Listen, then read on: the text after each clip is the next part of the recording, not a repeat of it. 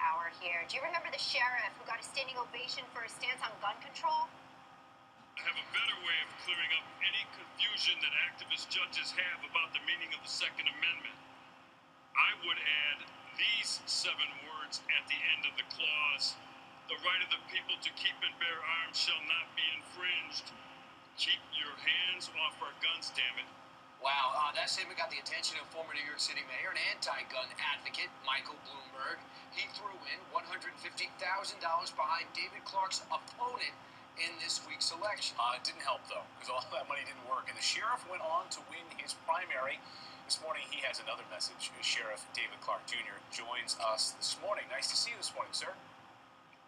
Good to see all of you. Thanks. Congratulations on the win. Good day. Was this a referendum on all the anti-gun policy and talk? I think it is. I think that Mayor Bloomberg made a huge miscalculation. He didn't understand the political climate on the ground here in Milwaukee County. I have a lot of support for my position on support for the Second Amendment, for people to be able to defend themselves and the pro-gun movement. He came in and thought he could spread a few $100,000 around to take a prize catch away that he could march around the country with in his failed crusade, his anti-gun crusade, and he could hold me up as an example of what might happen to others if they don't get on board with him. But that didn't work here. The public was actually turned off by it. It was so surprising when you caught his eye in 2013, of course, when you were doing some of those public service ads, which was urging people to take a certified safety course in firearms. You were telling people to go out and get educated about firearms and learn how to use them properly so we didn't have accidents. And to defend themselves. And to defend themselves. What's wrong with that? Nothing, and that's the problem. And he didn't understand that, even here in Milwaukee, Wisconsin, Milwaukee County. So once again, not understanding the political climate was a huge risk. And, of course, I'm in his crosshairs, and because he needs a high-value, high-visible prize catch that he can march around with as an example of what might happen to others. But that's not working in Milwaukee County, and I doubt that's going to work anywhere else. Sheriff, what's going to be effective to revitalize the inner cities? Well, first of all, 2 things have to happen. We have to have more effective law enforcement. However, in the city of Milwaukee, the largest city here, the mayor here fails to put forth the vision to help people escape poverty. We have entrenched poverty here in the Milwaukee area. He has failed to put forth a plan to deal with the high level of black unemployment in Milwaukee. It's at about 32% when it's about half of that nationally.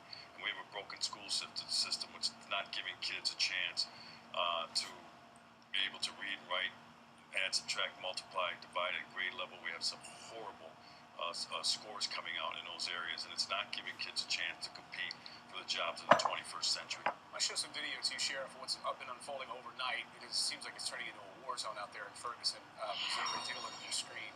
Unbelievable images there as police are out in riot gear trying to calm the crowds as they're taking to the streets, looting stores, all in response to the killing of the 18-year-old, the unarmed teenager, Michael Brown. What should police be doing? There's some criticism this morning, of course, that they have not released the name of the police officer, of course, who was involved in the shooting, death threats being leveled. How would you handle it? Well, I wouldn't have let it get to this point. I say shame on the mayor. I heard a figure that 70% of that suburb is black, yet the police department is mainly white. The police chief is white. I'm not playing the race card here, but I'm saying that city, it appears to me, does not, or the police department does not reflect the makeup of that city. The mayor should have known that. Apparently he didn't have his finger on the pulse of the community and understand that the tension was rising between his police department and the minority community. I think they would reconsider this decision not to release that officer's name. Being a law enforcement officer myself for 37 years and a law enforcement executive, I understand the concern of the safety of the officer and his family. Put the family and the officer in protective custody.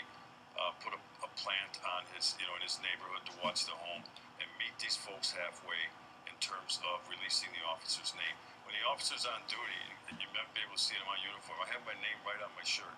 The public has a right to know who its public officials are, and actually we have a rule that you have to give your name when asked for. Now all of a sudden the officer gets involved in this situation, and I'm not judging the shooting because I don't know the facts, but now all of a sudden he gets involved in a shooting situation, and we're going to not release his name. I just think that ought to be reconsidered. Right, and where do you think halfway? Right. So if his name is released, what changes? Nothing really. That's why I said it. And I'm concerned about the officer's safety. So and his the only family. thing that would change Put him is in the protective officer's custody. safety, Sheriff. Put him in protective custody. Put his family in protective custody. Give these folks down there on the ground some indication that you at least have a sense of their frustration and anger, and you're willing to meet them halfway and willing to work with them. Right now, this line has been drawn in the sand, and like I said, things aren't going to get better. I don't think Al Sharpton showing up helped the situation. Does it ever? It doesn't seem to. No, he's a divisive figure. If he was an effective leader, and he's in a position to do so, he should be able to call for comment. It should happen. Now, what's going on down there with the rioting is totally unacceptable. The public, I understand their frustration and anger, but they have to find a more socially acceptable way to deal with that frustration and anger. It happened in New York City with the chokehold incident, and you didn't see the rioting there. You saw peaceful protest. I encourage that sort of thing. That's what our democracy is about.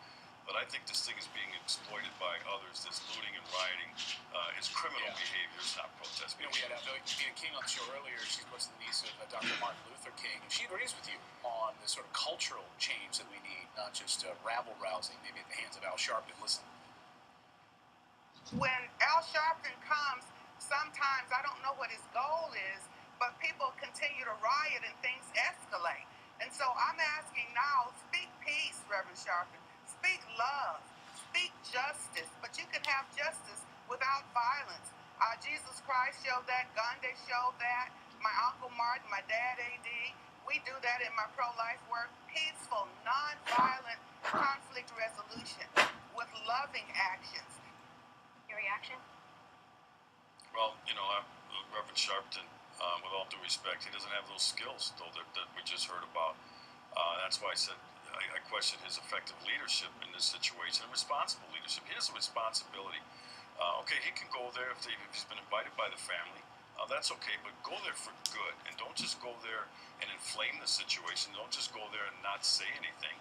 I think maybe he's afraid that if he did call for calm, that it wouldn't work, and he doesn't want to show himself to be an ineffective leader in that area. But then leave town. Sheriff David Clarke won his primary at 52.48%. So you're on your way to the general. Congratulations, Sheriff, on one win. I look forward to talking to you in November. Be well, Sheriff. Thank you very much. Thanks. My pleasure. To me, the next step for him, political office. Some practical Mayor, solutions. governor, he seems to have it together.